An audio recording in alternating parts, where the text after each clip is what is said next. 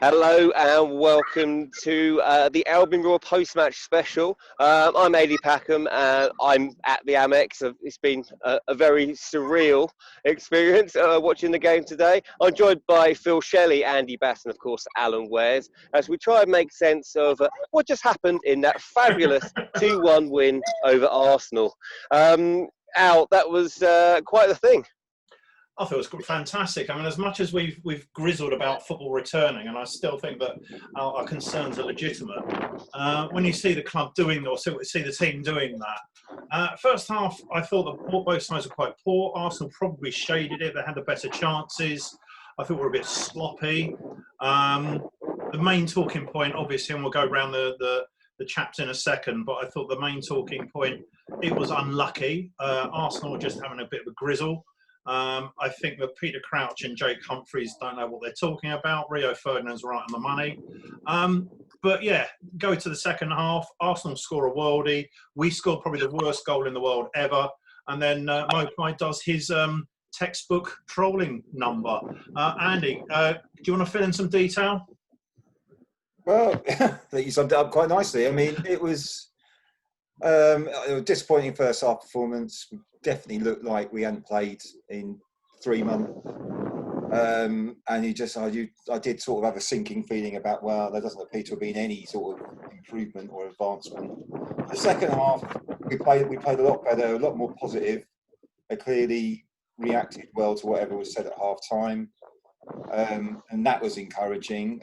Obviously, when Arsenal scored, I feared the worst. I thought, well, we haven't really shown much evidence of goal-scoring activity in this game. I thought we'd struggle, but testament to us, they really fought back into it. And there was a couple of absolutely outstanding performances. Morpay was absolutely superb the whole game. Basuma absolutely fantastic as well. Just getting in their way. I mean, they worked really hard. They dug it out. And yeah, I mean, we just like playing Arsenal. I think that's the first double we've done this season, I believe. And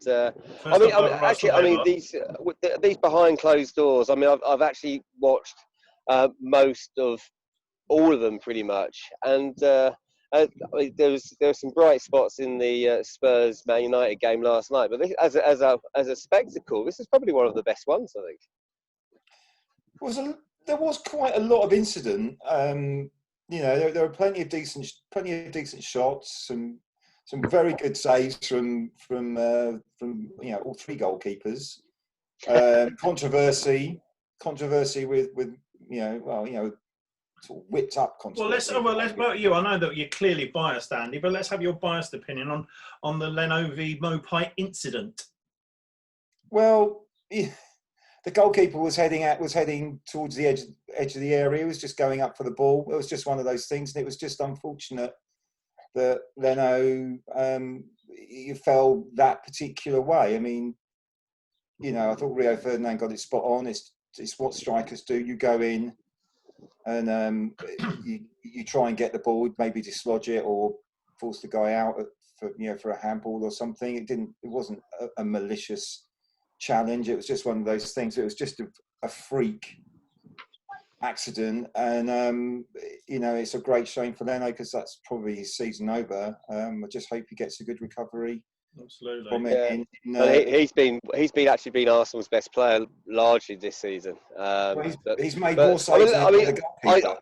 I would like to talk about an Arsenal player and the way that he was facilitated in this particular game, which was Bakary Saka, who was, basically he had the freedom of the left-hand side of the pitch, the entire left-hand side of the pitch, which Charlotte kept on going missing, going inside, not trekking back, and most of Arsenal's good stuff, and all their particularly in the first half, their really good goal-scoring opportunities came from no one defending that side of the pitch. Well, to be fair, you had Saka was really hugging the touchline, and you're quite right about. He's a fullback. Playing, but you had him playing, right out wide. You had Schelotto playing as right back, And I think that what happens is with times like that, a lot of managers will do it, is that they'll concede certain areas of the pitch, but just because they can. Now, Dan Burn had a reasonable game in the first half, where Moy was doubling up on him. Bissouma and Scalotto were probably equally culpable, so it's not just Scalotto. But they were conceding that right-hand side. But what did help was that Saka didn't have a huge amount of help. If Saka had more help, they could have really ripped us apart. But as it transpired, it was effectively 2 against 1. By the time Saka got the ball, there was the odd chance here and there, but it's not as though they were taking us to the cleaners every single time.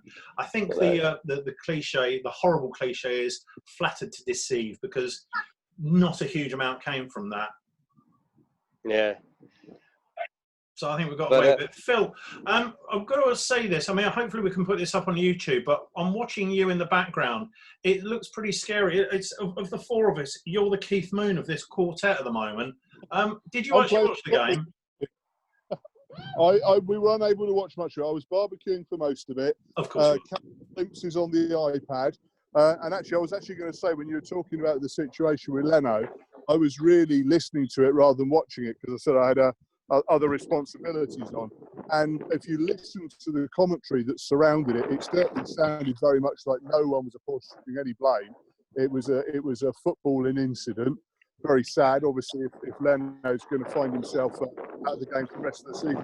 Certainly the unfortunately, Leno was making his feelings quite clear as he was coming off the pitch on the stretcher. He was actually shouting very loudly exactly what he thought of Maupay. But I mean, Maupay was clearly innocent on this one. I mean, he can be. No, I think there was a foul. I mean, he's in the air, and it is always dangerous to tackle, to collide with someone mid-air, because it will put them off balance, and their leg.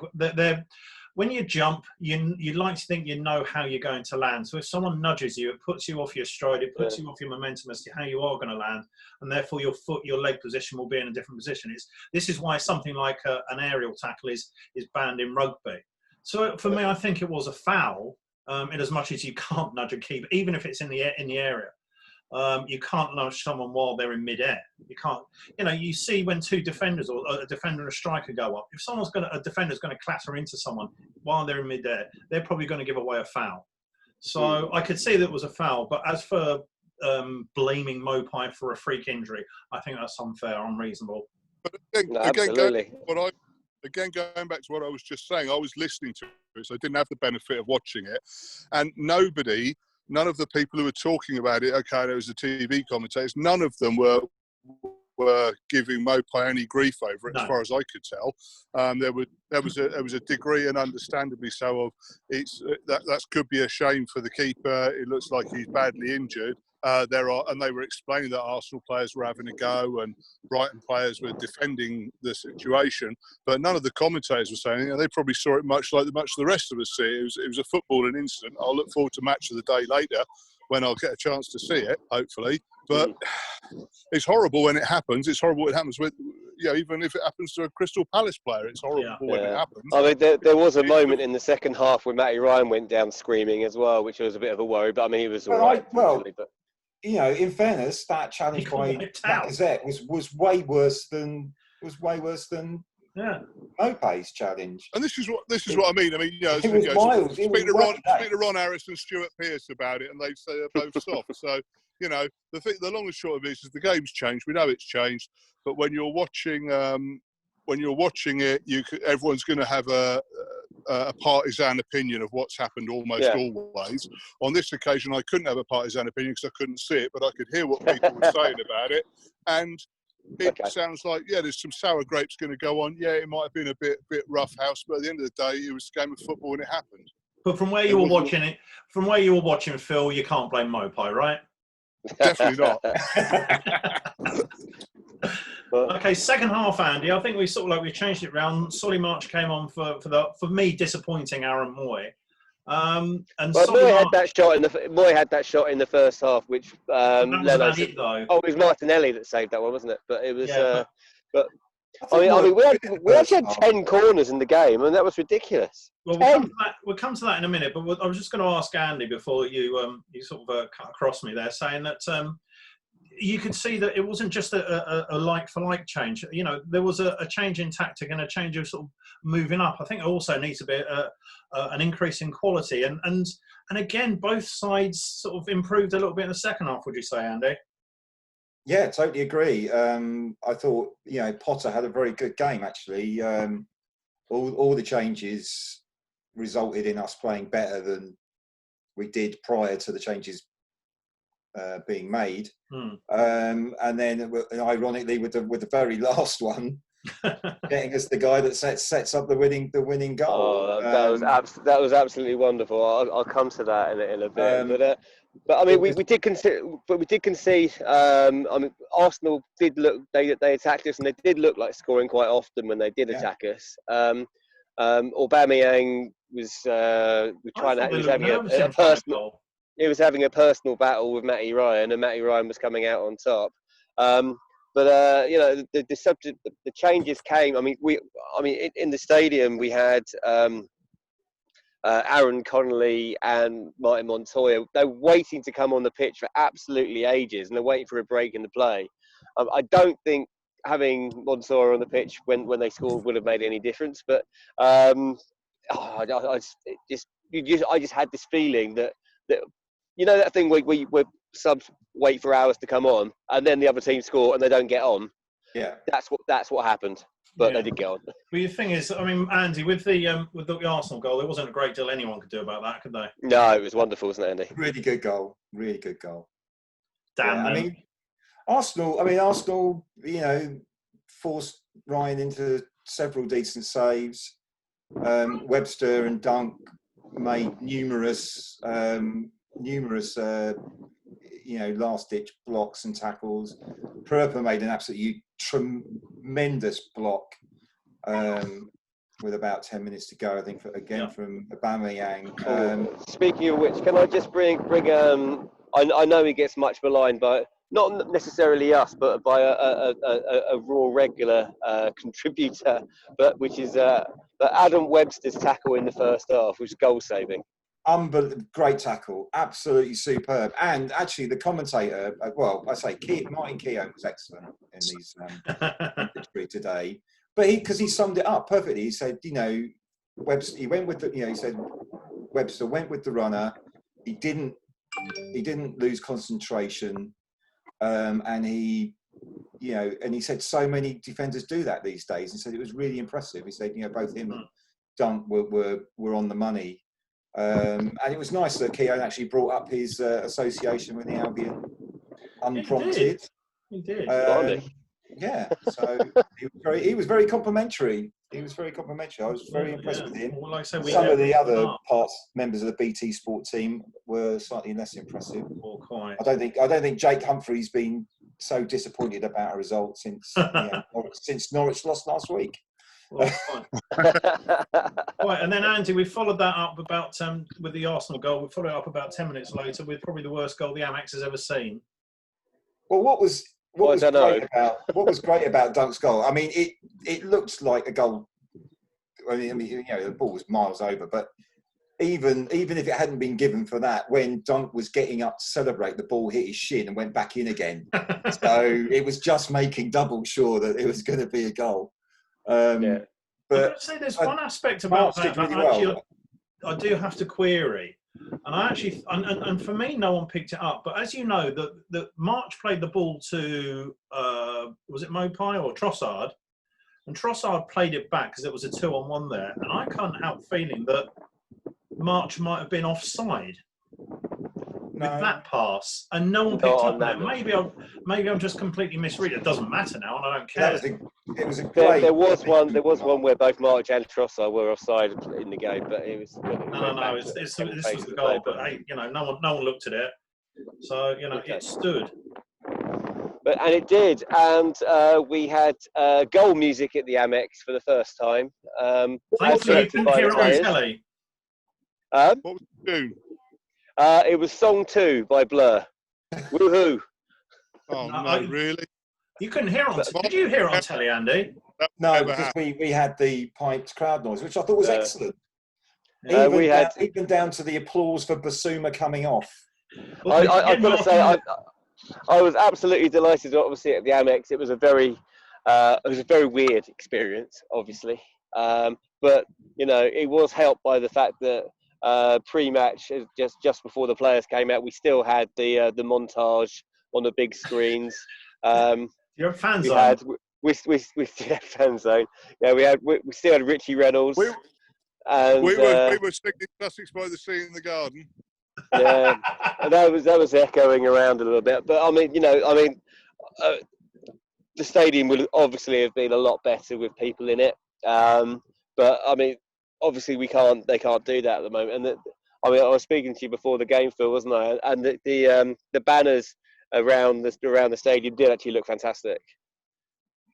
Well, they're quite colourful, aren't they? I mean, I think on all the games we've watched so far, the way that the clubs have decked out the stadiums has been impressive. Isn't necessarily the right word, but it's been done well to make it more of a viewable, more of a palatable view, hasn't it? Could you imagine if it was just a rows and rows of empty seats? It would make it, oh my goodness, it would be a terrible thing to watch. But no, I think. Funny thing is, I think the way they've done this and the way they've dealt with it, and the pipe noise is, depends whether you like it or not. I've just been scored against. The pipe noise is funny, actually. I quite prefer it without the pipe noise, but actually it works quite well, doesn't it? It's not the worst they've ever. Yeah, even Martin Keown picked up on this on the commentary. He said, "Well, I think the man of the match should go to the sound editors because, like you say, AD, as there was a round of applause as Bissouma went off. But even when a yellow card for either side, when a yellow card was produced, there was a boo. If there was a call, that round of applause actually played for the substitutions. Actually played in the stadium.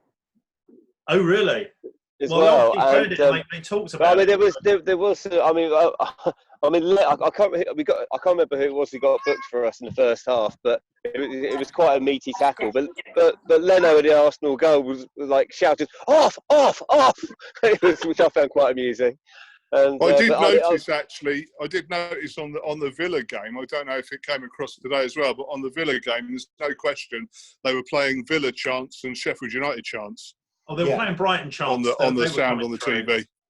There was certainly Brighton coming through today. Yeah, but I mean, I can confirm. I mean, it's something we knew already, guys. But God, Arsenal moan. I mean, it's even worse when you can actually hear them. Oh my God! I mean, Aubameyang, Jesus Christ, he was. And Bellerin, Jesus, moan. Worse than you. It was quite amusing. Although, I mean, I did like it when Adam Webster shouting at the bench when Arsenal tried to make a substitute. He just shouted, "Get the hell on with it!" Oh, so he does have. What was the reaction in the stands when the winner went in? When the winner went in, well, basically, I was.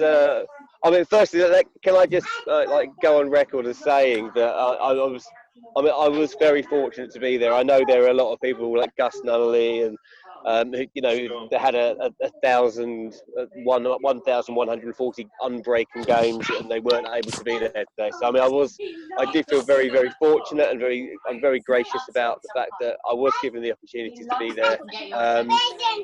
But obviously, I was there. I was working in the press box and surrounded by other media types. And usually in that scenario, when there's a goal, it's very muted celebrations. They're not allowed to celebrate. You're not allowed to show any sort of emotion towards one side or the other. But today, it did go off. There wasn't an awful lot of impartiality apart from the Arsenal writers that are around me. But it was the Arsenal writers. You mean the national press? Well, yeah, it's true. I'll go with that one. But yeah, I mean, it was. It was such a wonderful goal as well. I I was just writing my notes at the time, and I'm wondering why McAllister was coming on in the. Was it 93rd minute? With 30 seconds left, and with 30 seconds left, even he conjured up this bit of brilliance. He got the assist for the winner, and it was just what I mean, I thought Davy Prep he was majestic at times in this game, but I mean that move for the goal, my God, wonderful. So Andy, talk us through it, mate. Let us know what it was that Arsenal really had to moan about. Well, to be honest, I'm still trying to reassemble it in my in my head. We didn't get replays. I was in the too ground. busy celebrating to actually watch any of the replays. But I just couldn't believe it when the ball got poked through to Maupay, and he just lashed it home. I mean, I was fully expecting him to miss. I mean, we had a similar one in the first half where he really wanted it, and I think the stick he'd been getting from the Arsenal players, I think he really enjoyed scoring that. I will certainly be looking forward to watching that again because match of the day. I still can't believe it actually went in. And just as another thing, I did mention it on our main show this week. It was a bit of a historic game, this one, because it was actually the first Premier League game or First Division game to be shown live on television with a 3 o'clock kickoff on a Saturday in the Saturday. UK. I mean, you have to put so many caveats to this, but we know. Yeah. But I mean, obviously, there is that remit that thing that's been put down in steel that they're not allowed to do that, and I understand the reasons why, obviously. So that people. Well, when we get back to normal, it's not going to change. They're going to go back to sort of like the old rule of, Well, I certainly hope so. But I think we've got to wrap it up here. We're going to be running short of time here. So, AD, you look like you're in a wonderfully sunny area. Cycle home safely. Try not to turn into a Belisha beacon on the way home if you can help it.